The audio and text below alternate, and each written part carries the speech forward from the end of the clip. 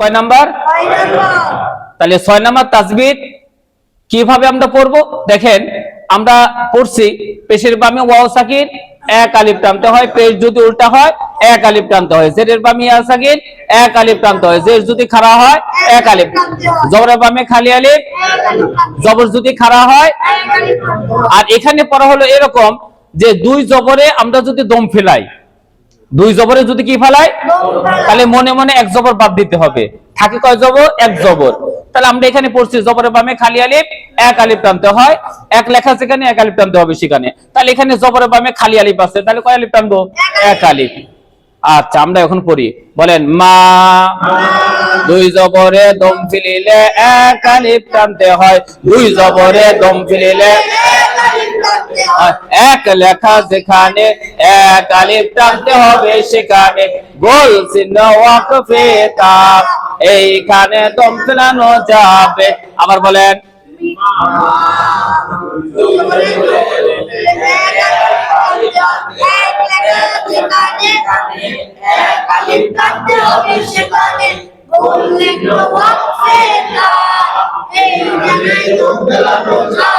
আবার বলেন একসঙ্গে বলবেন মা।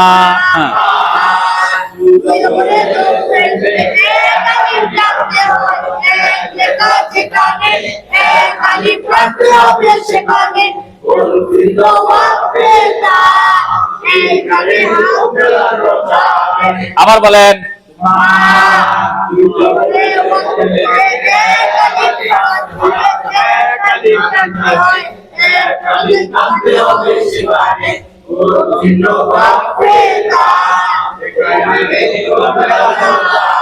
আবার বলেন মা, দুই জবরে দম ফেলিলে এক আলিফ টানতে হয়, এক লেখা যেখানে এক আলিফ টানতে হবে সেখানে, গোল চিহ্ন ওয়াকফে তা এইখানে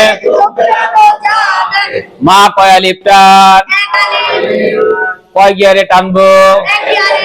কয় গিয়ারে? কয় গিয়ারে টানবো? তাহলে এটা এক গিয়ার, তাই না? এটা কয় গিয়ার? এক। আমাদের একটা ফাউন্ডেশন, অন্য একটা ফাউন্ডেশনের একটা হুজুর আছে, দেখবেন ইউটিউবে পড়ায়, হ্যাঁ বলে কয় গিয়ারে টানবো, সুন্দর করে পড়ায়। আলহামদুলিল্লাহ, আল্লাহ যেন হুজুরের নেক হায়াত দান করেন, সবাই বলেন আমিন। আচ্ছা এখন আমরা এটা পড়লাম না, এবার এটা পড়ে দেখি। হ্যাঁ বলেন হা কি কি হবে বলেন, জেরের বামে ইয়া সাকিন এক আলিফ টানতে হয়, এক লেখা সেখানে এক আলিফ টানতে হবে সেখানে, মা, দুই জবরে দম ফেলিলে এক আলিফ টানতে হয়, এক লেখা সেখানে এক আলিফ টানতে হবে সেখানে, গোল চিহ্ন ওয়াকফে তা এইখানে দম ফেলানো যাবে। এবার আপনারা পড়েন, আমি শুনি, বলেন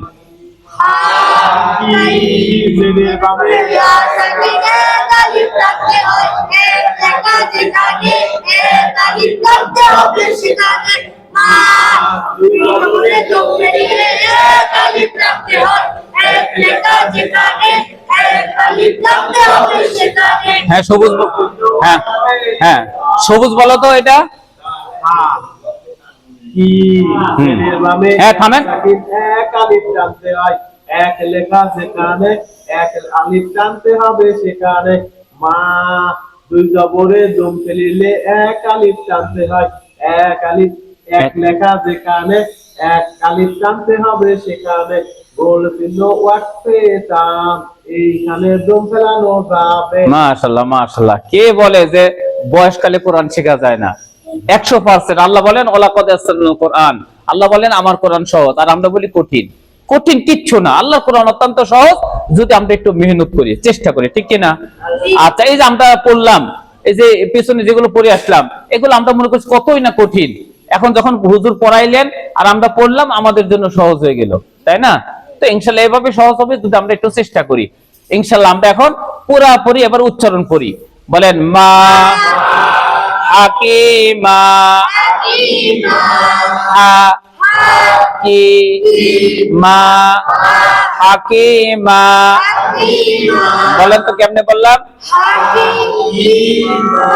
আগে ভেঙে ভেঙে বলেন। তিন